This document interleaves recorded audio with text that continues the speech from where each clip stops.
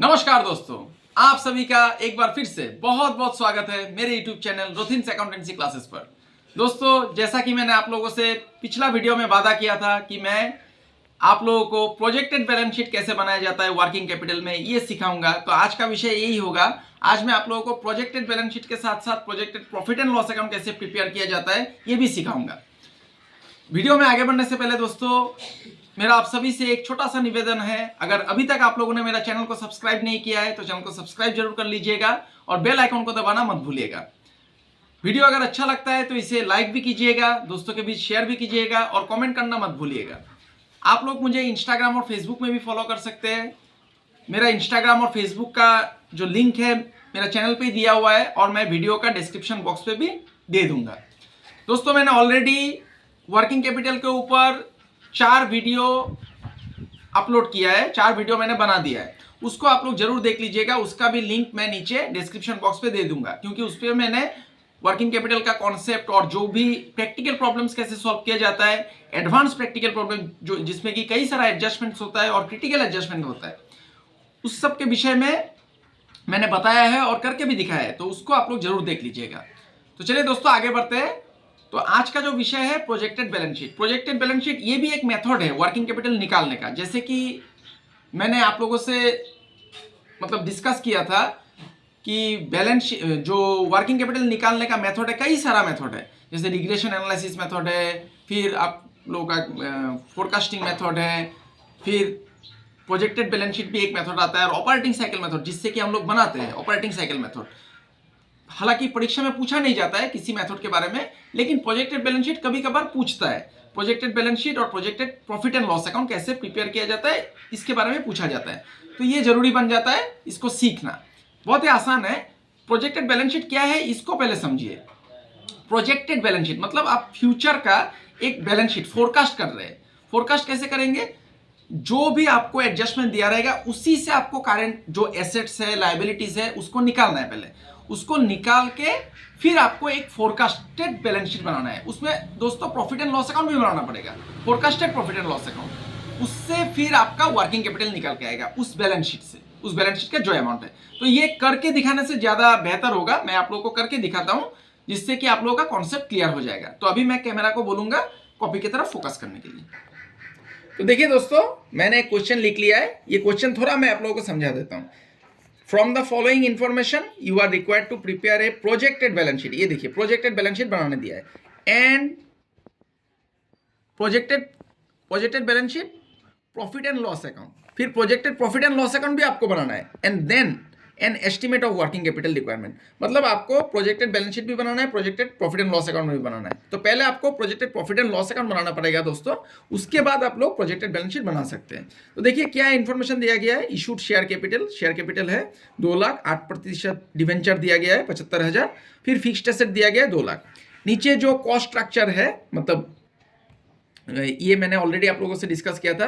Cost structure 3 हिस्सा में but के आता है, रॉ मटेरियल, लेबर और ओवरहेड्स। इसका जो परसेंटेज दिया गया है देखिए, the expected ratio of cost to selling price. Selling price के ऊपर कितना है? रॉ मटेरियल 40% होगा, लेबर 30%, ओवरहेड 20%, फिर प्रॉफिट 10%। ये दे दिया गया है। अभी देखिए दोस्तों, ये जो एडजस्टमेंट सब है इसके ऊपर पहले आपको कैलकुलेशन कर लेना पड़ेगा। क्या बोल रहा है एडजस्टमेंट, एक बार मैं समझा देता हूँ। Raw materials are kept in store for an average of 2 months, मतलब रॉ मटेरियल स्टोर में 2 महीना के लिए रहेगा, मतलब 2 महीना का क्रेडिट पीरियड है। ये आपका करंट एसेट होता है दोस्तों, ये याद रखिएगा। फिर finish goods remain in stock for an average period of 1 month, 1 महीना के लिए रहेगा, 1 महीना क्रेडिट पीरियड है। और फिनिश गुड्स 3 हिस्सा में बट के आता है, finish good, work in progress और डेटोर। इसको याद रखिएगा। 3 हिस्सा मतलब रॉ मटेरियल, लेबर और ओवरहेड। फिर वर्क इन प्रोग्रेस देखिए दोस्तों, work in progress 100% complete in regard to material, मतलब मटेरियल का काम 100% हो गया है, और 50% फॉर लेबर एंड ओवरहेड, मतलब लेबर और ओवरहेड में 50% ही काम हुआ है। Will approximately be to half a months production, मतलब आधा महीना का आपको क्रेडिट पीरियड अलाउड है। Credit allowed to customer, customer मतलब डेटर हो गया दोस्तों, is 2 months and given by supplier is 1 month. Supplier दोस्तों क्रेडिटर होता है, जिसने आपको सामान उधार पे आपको रॉ मटेरियल सप्लाई किया है, मतलब करंट लायबिलिटीज। इसका 1 महीना ही क्रेडिट पीरियड अलाउड है। Production during the previous year, जो लास्ट ईयर का प्रोडक्शन है पिछला साल का ये दिया गया 40,000 unit and it is plan to maintain the same in the current year, मतलब इस साल भी 40,000 ही मेंटेन किया जाएगा। सेलिंग प्राइस दे दिया गया है, देखिए 9 रुपया। फिर calculation of debtors may be made at selling price.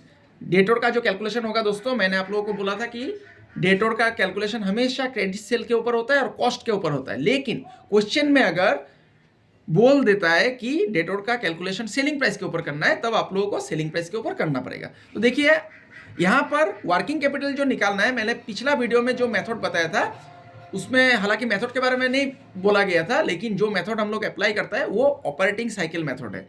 तो उससे हम लोगों ने वर्किंग कैपिटल कितना ज़रूरत है फार्म का, उस ताकि फार्म अच्छा से जो डे टू डे एक्सपेंसेस है उसको मीट अप कर पाएगा, उसके लिए जो मेथड था ऑपरेटिंग साइकिल मेथड से हम लोगों ने निकाला था। तो आज का मेथड अलग है। आज प्रोजेक्टेड बैलेंस शीट मेथड में पूछा गया है कि वर्किंग कैपिटल निकालना पड़ेगा। तो प्रोजेक्टेड बैलेंस शीट बनाने से पहले आपको पहले प्रोजेक्टेड प्रॉफिट एंड लॉस बनाना पड़ेगा, लेकिन उससे पहले आप लोगों को क्या करना पड़ेगा, ये जो एडजस्टमेंट्स है इसका कैलकुलेशन रात में कर लेना है। तो देखिए इस पेज में मैं कर लेता हूँ, आप लोग ध्यान दीजिएगा, बहुत ही आसान है। पहले देखिए दोस्तों, प्रॉफिट एंड लॉस अकाउंट तो आप लोगों ने किया है, तो यहाँ पर वर्किंग नोट बोल के लिख दीजिए। पहले सॉल्यूशन में पहले आपको वर्किंग नोट्स कर लेना है, क्या क्या चीज आपको निकालना है। देखिए पहले आपको सेल निकालना पड़ेगा। सेल कितना है, देखिए दोस्तों 40,000 यूनिट है, 40,000 यूनिट। तो पहले लिख लीजिए सेल्स 40,000 यूनिट टोटल प्रोडक्शन है, लेकिन ये तो प्रोडक्शन है, यूनिट में है। सेलिंग प्राइस कितना है दोस्तों, 9 रुपया करके, तो 9 से इंटू कर दीजिए, मतलब गुना कर दीजिए। तो 3,60,000 हो गया आपका टोटल सेल, ये पहला हो गया। अभी देखिए रॉ मटेरियल्स स्टोर में रहता है 2 महीना, तो इसको दोस्तों लिखना है रॉ मटेरियल्स। दूसरा रॉ मटेरियल्स लिखिए। ये सब आप लोग कैलकुलेशन कर लीजिएगा ताकि आप लोगों का प्रोजेक्टेड बैलेंस शीट बनाने में कोई दिक्कत ना हो, ये पहले कर लेना पड़ता है।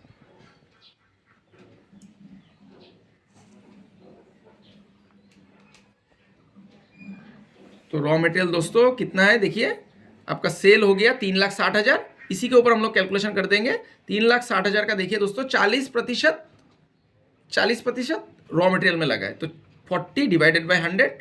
और कितना महीना रहता है दोस्तों, देखिए 2 महीना, तो साल में 12 महीना होता है, 12 महीना में 2 महीना ही इसका क्रेडिट पीरियड अलाउड है। तो इसको कैलकुलेशन कर लीजिए, मैं कैलकुलेटर का इस्तेमाल करता हूँ।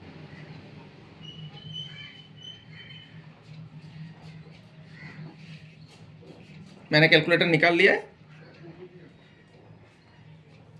अभी मैं कैलकुलेशन कर लेता हूँ। 3,60,000 फिर 40% और इसका 2 महीना दोस्तों डिवाइडेड बाई 12, तो ये आ गया 24,000। ये हो गया ये रॉ मटेरियल का। दूसरा जो दिया गया है फिनिश गुड्स, तो फिनिश गुड्स दोस्तों 3 हिस्सा में बट के आएगा, रॉ मटेरियल, लेबर, ओवरहेड। तो इसको एक साथ भी कर सकते हैं, लेकिन आप लोगों की सुविधा के लिए मैं यहाँ पर 3 हिस्सा में करके दिखाऊंगा। फिनिश गुड्स ऐसे लिख दीजिए कॉलम देके, फिर रॉ मटेरियल्स लिखिए।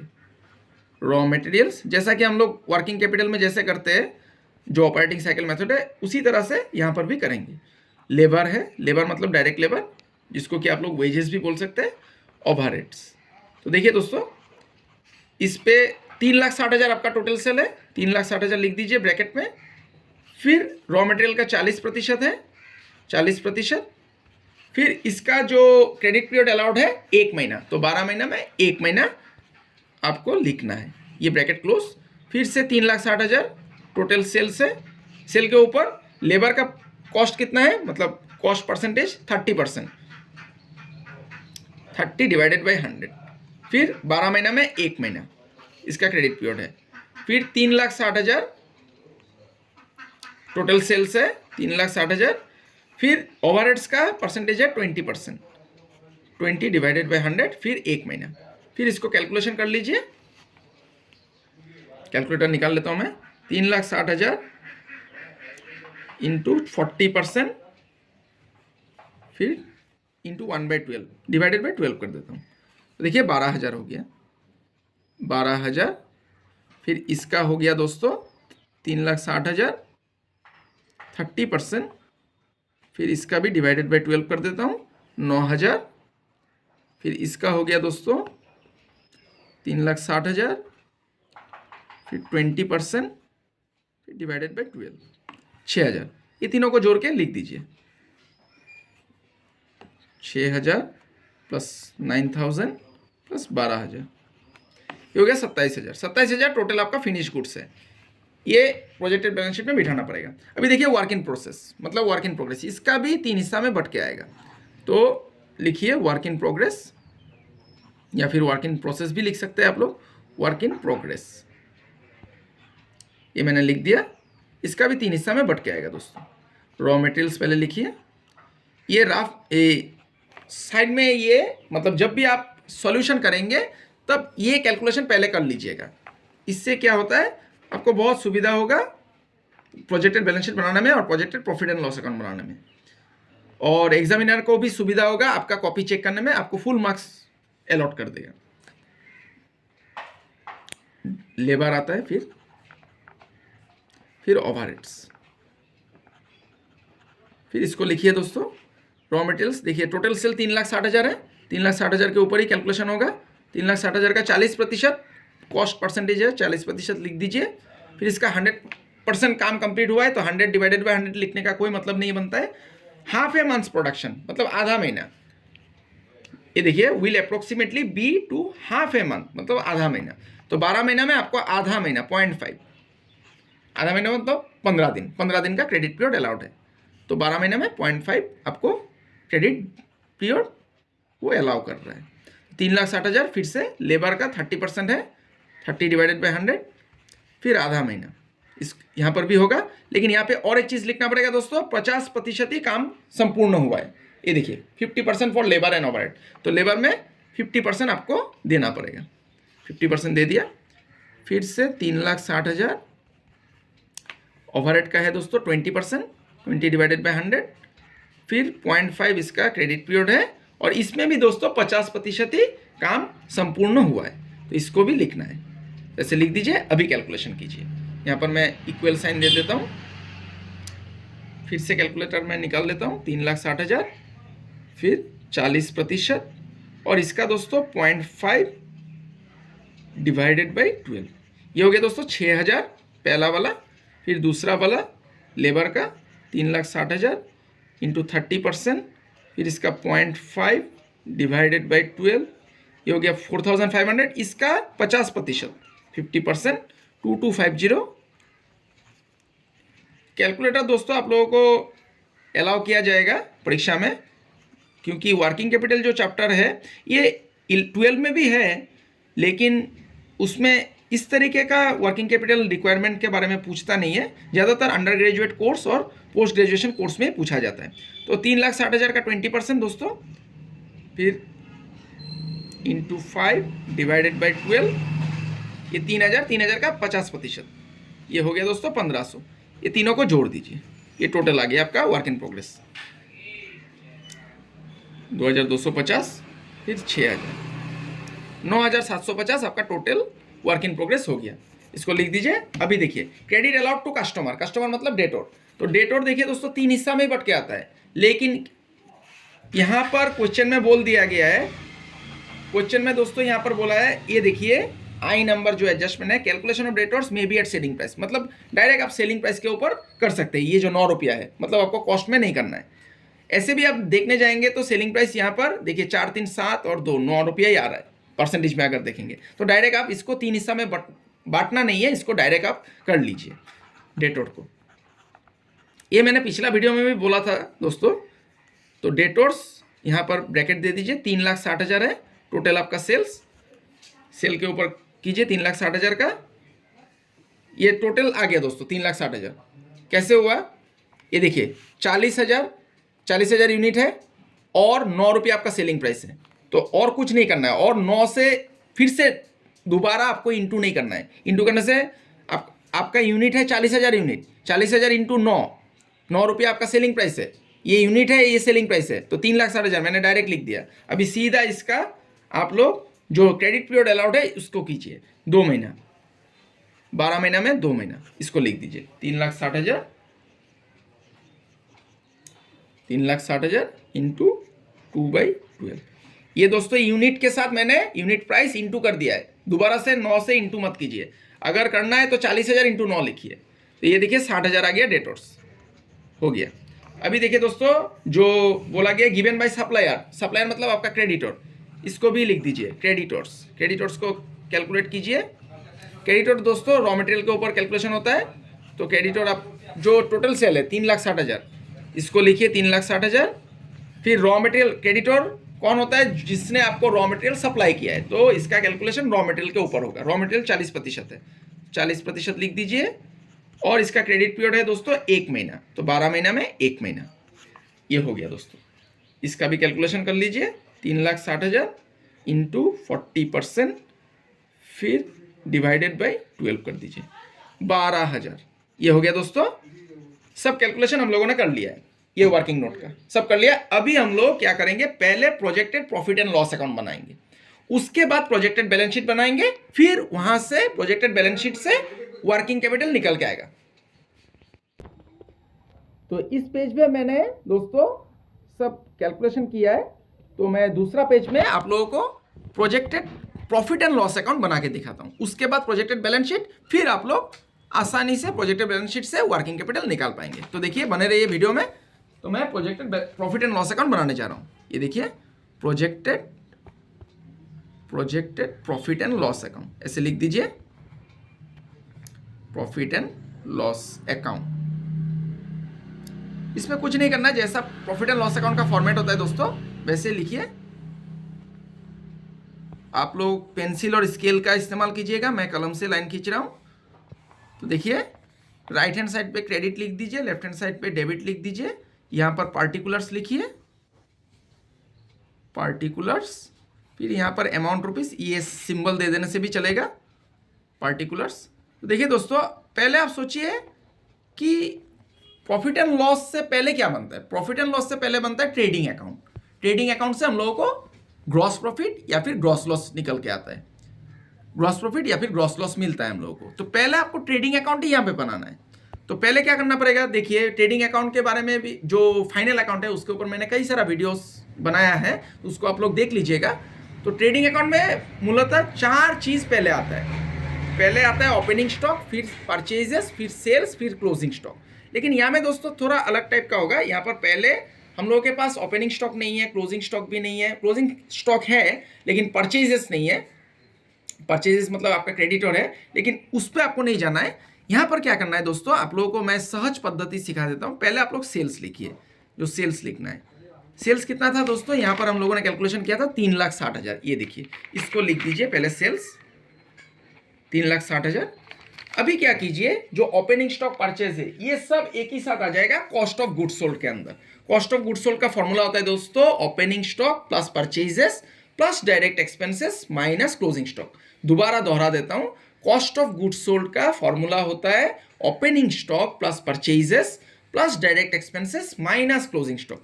तो कॉस्ट ऑफ गुड्स सोल्ड के अंदर ही ओपनिंग स्टॉक सब कुछ आ जाएगा दोस्तों।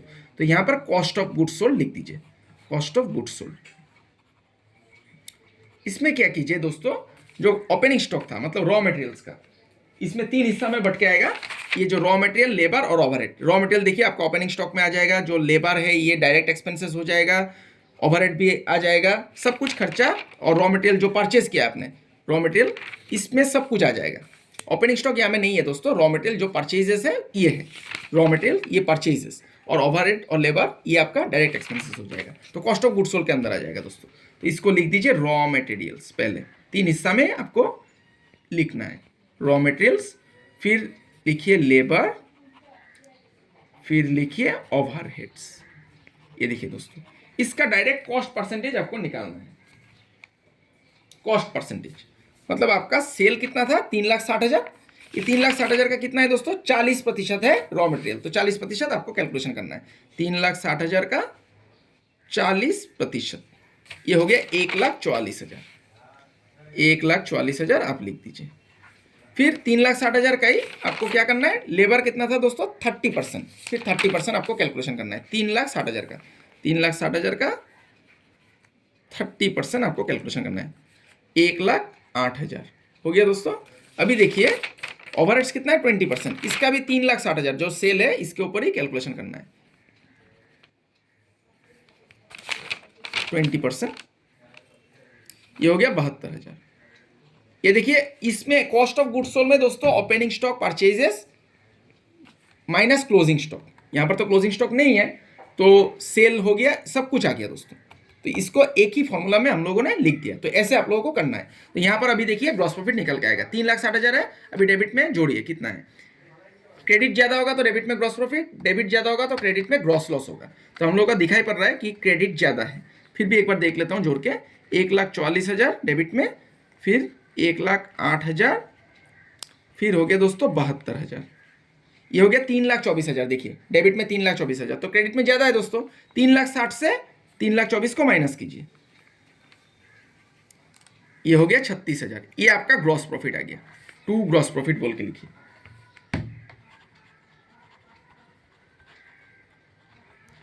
To gross profit. इस पे CD दे दीजिए क्योंकि इसको फिर से ब्रॉड डाउन करना है, प्रॉफिट एंड लॉस अकाउंट बनाना है। तो नीचे जो ज्यादा वाला अमाउंट था उसको लिख दीजिए 3,60,000। अभी फिर इस ग्रॉस प्रॉफिट को आप लोग क्रेडिट साइड में खींचिए, मतलब ब्रॉड डाउन कीजिए, बाय ग्रॉस प्रॉफिट BD ऐसे लिख दीजिए, बाय ग्रॉस प्रॉफिट BD 36,000। अभी देखिए दोस्तों प्रॉफिट एंड लॉस क्या होता है, ये एक नॉमिनल अकाउंट होता है। इसमें अगर आपका इनडायरेक्ट एक्सपेंसेस, जो इनडायरेक्ट होता है, जिस इनडायरेक्ट एक्सपेंसेस मतलब सामान को बेचने के लिए जो आपका खर्चा होता है, मतलब दुकान के बाहर जो खर्चा होगा, शोरूम के बाहर, या फिर सेल करने के लिए जो भी खर्चा होता है उसको इनडायरेक्ट एक्सपेंसेस बोलता है। और इनडायरेक्ट इनकम अगर हो रहा है तो इनडायरेक्ट एक्सपेंस और इनडायरेक्ट इनकम सबको ही हम लोग इंक्लूड करते हैं प्रॉफिट एंड लॉस में। तो इनकम होने से दोस्तों क्रेडिट साइड में जाएगा और एक्सपेंसेस होने से या फिर लॉस होने से डेबिट साइड में जाएगा। तो अभी देखना पड़ेगा दोस्तों क्या इनडायरेक्ट एक्सपेंसेस है।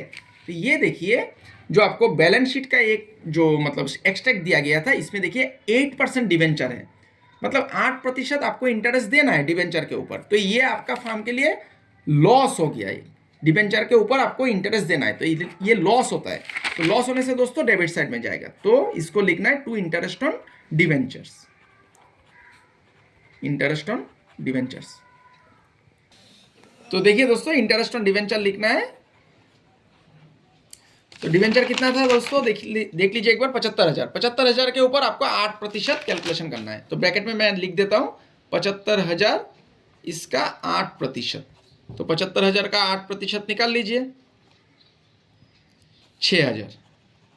और दूसरा कोई खर्चा या फिर लॉस दिखाई नहीं पड़ रहा है दोस्तों। तो ये हो गया हम लोगों का प्रॉफिट एंड लॉस अकाउंट। देखिए प्रॉफिट एंड लॉस में क्या होता है, क्रेडिट ज्यादा होने से डेबिट में नेट प्रॉफिट होगा और डेबिट ज्यादा होने से क्रेडिट में नेट लॉस होगा। तो यहाँ पर क्रेडिट ज्यादा है 36,000 और यहाँ पर डेबिट में है 6,000। तो 36,000 से 6,000 को माइनस कीजिए, 30,000 आ गया आपका नेट प्रॉफिट। ये projected profit and loss account complete हो गया। अभी हम लोग बनाएंगे प्रोजेक्टेड बैलेंस शीट। तो टू नेट प्रॉफिट बोल के लिख दीजिए और इसको क्लोज कीजिए। जो नीचे ज्यादा वाला अमाउंट था उसको लिख दीजिए 36,000। अभी हम लोगों का जो आज का विषय है दोस्तों प्रोजेक्टेड बैलेंस शीट, इसको ध्यान दीजिएगा। अभी मैं प्रोजेक्टेड बैलेंस शीट बनाऊंगा, ध्यान दीजिए, आप लोग आराम से सीख जाएंगे। प्रोजेक्टेड बैलेंस शीट ये अभी बनाना पड़ेगा। देखिए प्रोजेक्टेड बैलेंस शीट बोल के लिख दीजिए। बैलेंस शीट का फॉर्मेट आप लोगों को पता ही है दोस्तों, मैंने फाइनल अकाउंट के ऊपर कई सारा वीडियोस बनाया है, तो उसमें देख लीजिएगा बैलेंस शीट का फॉर्मेट कैसा होता है। सेम होता है, सिर्फ यहाँ पर पार्टिकुलर्स नहीं लिखा जाएगा, लायबिलिटीज लिखना पड़ेगा और राइट हैंड साइड पे आपको यहाँ पर अमाउंट का सिंबल दे दीजिए, कोई आपत्ति नहीं है। और राइट हैंड साइड पे आपको एसेट्स लिखना पड़ेगा।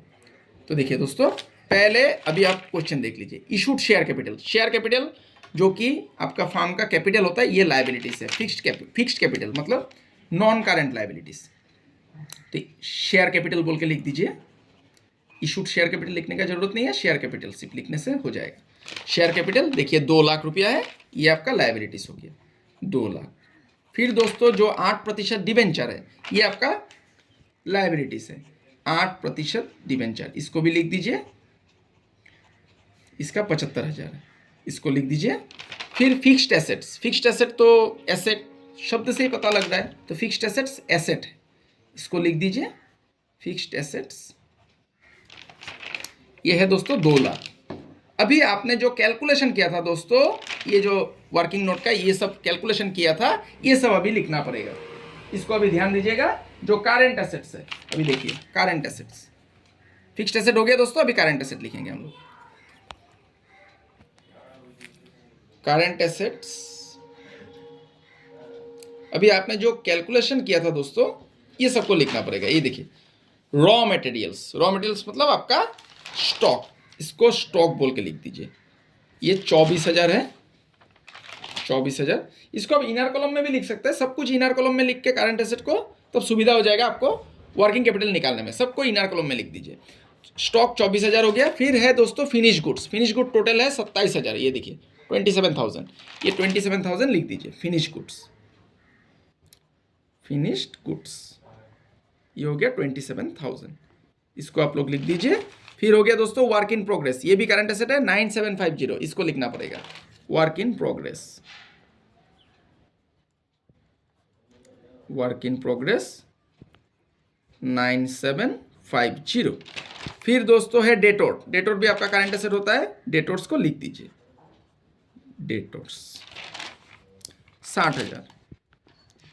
फिर यहाँ पर दोस्तों यहाँ पर एडजस्टमेंट में कोई कैश बैलेंस के बारे में कुछ नहीं बोला है, तो करंट एसेट हो गया, करंट एसेट हो गया। इसको जोड़ दीजिए, कैलकुलेटर में निकाल लेता हूँ। 24,000, आप लोग ध्यान दीजिए दोस्तों, बहुत ही आसान है प्रोजेक्टेड बैलेंस शीट बनाना, आसानी से आप लोग सीख जाएंगे और परीक्षा में भी बनाने में सक्षम रहेंगे। 1,20,750, इसको बाहर लिख दीजिए। अभी देखिए दोस्तों, और दूसरा क्या है, तो हम लोगों ने लाइबिलिटीज़ में शेयर कैपिटल लिखा है, ये जो शेयर कैपिटल था 2 लाख, इसको लिखा है, डिबेंचर भी लिखा है। अभी आपका जो नेट प्रॉफिट निकल के आया, प्रॉफिट एंड लॉस अकाउंट का है, ये दोस्तों प्रॉफिट एंड लॉस अकाउंट जो नेट प्रॉफिट है, ये आपका लाइबिलिटीज़ है दोस्तों। प्रॉफिट एंड लॉस अकाउंट बोल के लिख दीजिए, प्रॉफिट एंड लॉस अकाउंट। ये दोस्तों निकल के आया 30,000 नेट प्रॉफिट। फिर दोस्तों देखिए आपने क्रेडिटर्स निकाला था, क्रेडिटर्स, ये क्रेडिटर जो वर्किंग नोट में किया था 12,000 रुपया, ये क्रेडिटर्स दोस्तों करंट लाइबिलिटीज होता है।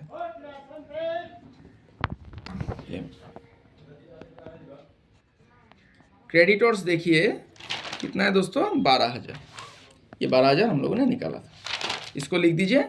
अभी देखिए दोस्तों, अभी देखना पड़ेगा, बैलेंस शीट हमेशा दोनों साइड मैच करता है। अगर मैच नहीं कर रहा है तो जो बैलेंसिंग फिगर निकल के आएगा, अगर लाइबिलिटीज में आएगा बैलेंसिंग फिगर, तो उसको बैंक ओवरड्राफ्ट बोल के लिखिए, और एसेट में अगर आएगा तो कैश एट बैंक बोल के लिखिए।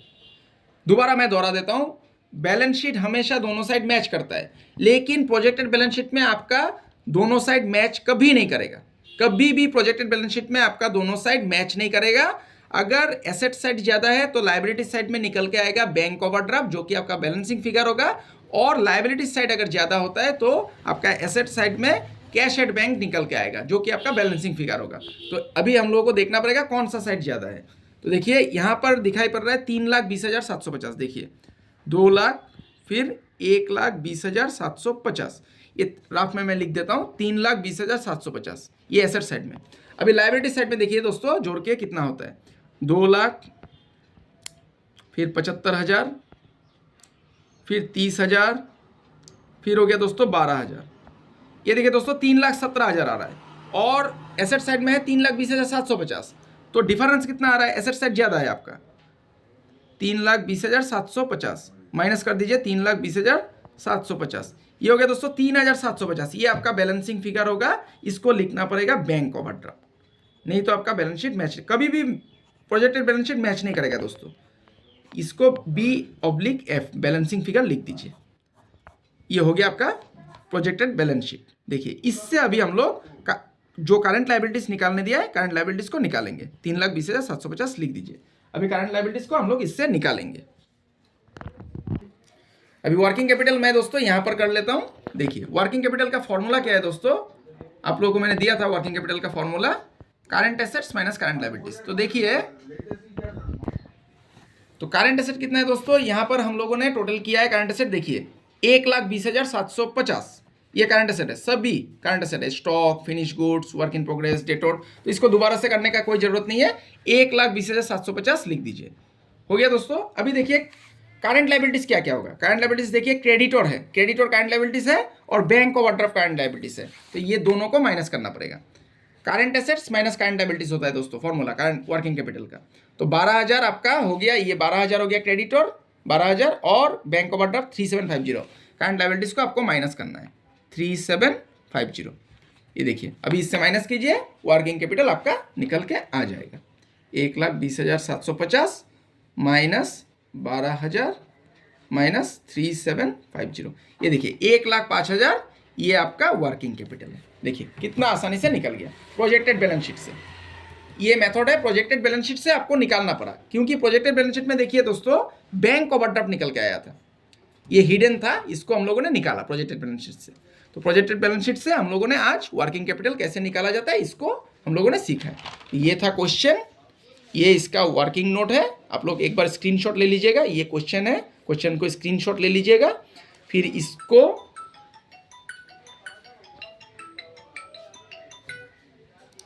इसको ये वर्किंग नोट है, इसका भी स्क्रीनशॉट ले लीजिएगा। फिर ये projected profit and loss account पहले बनाना पड़ेगा, फिर प्रोजेक्टेड बैलेंस शीट, उसके बाद वर्किंग कैपिटल निकल के आता है। देखिए कितना आसानी से बन गया। तो आशा करता हूं दोस्तों आज का क्लास आप लोगों को समझ में आया है। आज मैंने projected profit and loss account और प्रोजेक्टेड बैलेंस शीट कैसे बनाया जाता है ये मैंने आप लोगों को बताया, और प्रोजेक्टेड बैलेंस शीट से कैसे वर्किंग कैपिटल निकाला जाता है इस मेथड के बारे में बताया है। तो ये एग्जाम में पूछा जाता है दोस्तों। मेरा आप सभी से अनुरोध है, आप लोग ज्यादा से ज्यादा क्वेश्चन प्रैक्टिस कीजिए। अगला वीडियो में मैं और भी एडवांस लेवल का जो वर्किंग कैपिटल का क्वेश्चन है उसको मैं सॉल्व करके दिखाऊंगा। तो आज के लिए इतना ही दोस्तों। मैं ईश्वर से कामना करता हूं आप सभी स्वस्थ रहे, सुरक्षित रहे और खुश रहे। तो बने रहिए मेरे साथ। बहुत बहुत धन्यवाद।